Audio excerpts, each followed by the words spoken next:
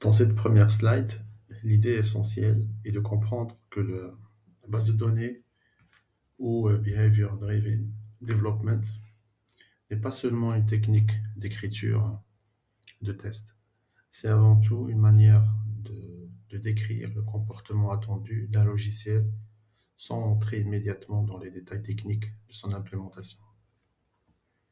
Introduit par Dan North en 2003, le BDD vise surtout à améliorer la communication entre les parties prenantes, en particulier entre le métier, les testeurs et les développeurs. Son grand avantage est donc de créer une compréhension commune du besoin avant même de parler du code ou d'automatisation. Le BDD s'adresse principalement au niveau haut de la pyramide de test, c'est-à-dire au test d'acceptance, là où l'on vérifie que le comportement métier attendu est bien respecté. On voit aussi dans cette slide que les tests unitaires et les tests d'intégration restent surtout du ressort des développeurs avec une logique plus proche du TDD. Le BDD, lui, prend une place particulière au niveau des tests d'acceptation, car il sert de pont entre le métier, le test et le développement. En résumé, le BDD ne remplace pas les autres types de tests, mais il apporte une couche supplémentaire de clarté sur ce que le produit doit faire. Cette slide présente le principe des trois amigos, qui est central dans une démarche BDD. Les trois acteurs principaux sont généralement le product owner, le développeur et le testeur. L'idée est simple. Avant de développer une fonctionnalité, ces trois profils échangent pour aligner leur compréhension du besoin, clarifier les cas de test et réduire les ambiguïtés. Ce moment de discussion est très important car il permet de construire des scénarios compréhensibles par tous et de prévenir les malentendus très tôt dans le cycle de développement. Ici, on introduit Cucumber, qui est un framework BDD très connu. Son rôle est de prendre les scénarios écrits en Gherkin et de les relier à du code automatisé, souvent via des steps implémentés en Java ou dans d'autres langages supportés. En d'autres termes, Cucumber fait le lien entre une description fonctionnelle lisible et l'exécution technique des tests automatisés. Il permet aussi d'exécuter des scénarios et de produire des rapports, ce qui en fait un outil très utile pour rendre le BDD concret dans un projet. Gherkin est le langage utilisé pour écrire des scénarios BDD. C'est un langage naturel, volontairement simple, qui repose sur la structure given, when, ensuite then. Cette structure permet de décrire une précondition, une action et un résultat attendu. Les fichiers Gherkin ont l'extension .future et chaque ligne commence généralement par un mot-clé bien défini. Ce qui rend Gherkin intéressant, c'est qu'il reste compréhensible par des profils non techniques tout en étant suffisamment structuré pour être automatisé derrière.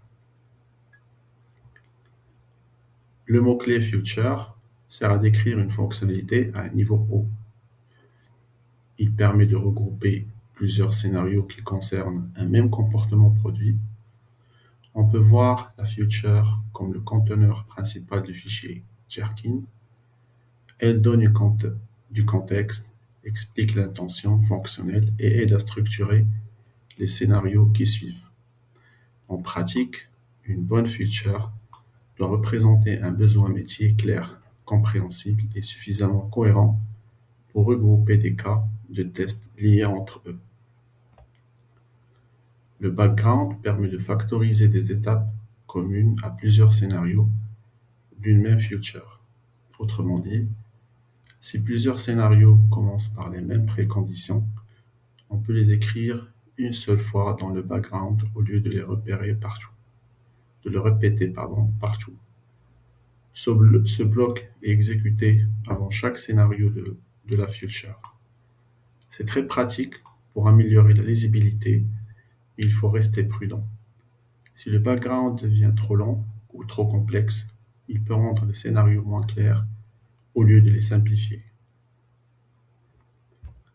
Le mot-clé scénario permet de décrire un cas précis avec un titre clair et une suite d'étapes given when, then. Le scénario outline, lui, est utilisé lorsque l'on veut rejouer le même scénario avec plusieurs jeux de données. C'est donc un excellent moyen d'éviter la duplication tout en gardant une structure lisible.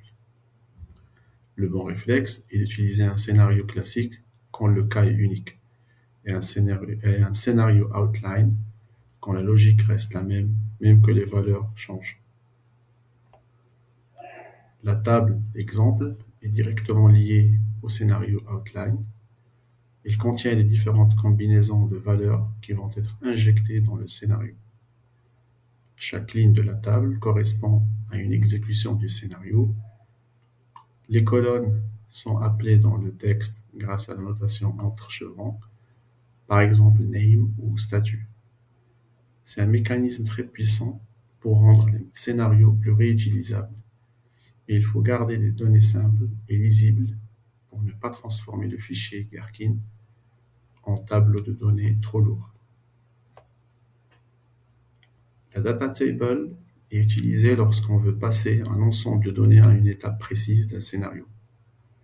Contrairement à exemple, qui sert à répéter tout un scénario, la data table sert plutôt à enrichir un step avec des valeurs structurées. C'est particulièrement utile dans les cas où l'on doit remplir un formulaire, injecter plusieurs champs ou transmettre une série d'informations en entrée.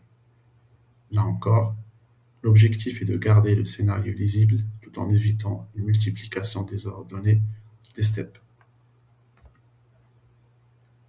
Le mot-clé rule permet de représenter une règle de gestion dans une future. C'est un niveau d'organisation supplémentaire, très utile lorsque plusieurs scénarios se rattachent à une même logique métier. En utilisant rule, on donne plus de structure au fichier Gherkin et on rapproche davantage les scénarios du langage métier. C'est particulièrement intéressant dans des projets où les comportements sont nombreux et où l'on veut garder une lecture claire par règle fonctionnelle. Les tags servent à identifier, classer ou filtrer les scénarios. Grâce aux tags, on peut par exemple exécuter uniquement certains scénarios, regrouper ceux d'une campagne donnée, isoler des tests liés à une fonctionnalité particulière. C'est un mécanisme très utile en automatisation et en intégration continue, car il permet de piloter plus finement l'exécution pratique. Les tags doivent rester cohérents, simples à comprendre et alignés avec les besoins réels du projet.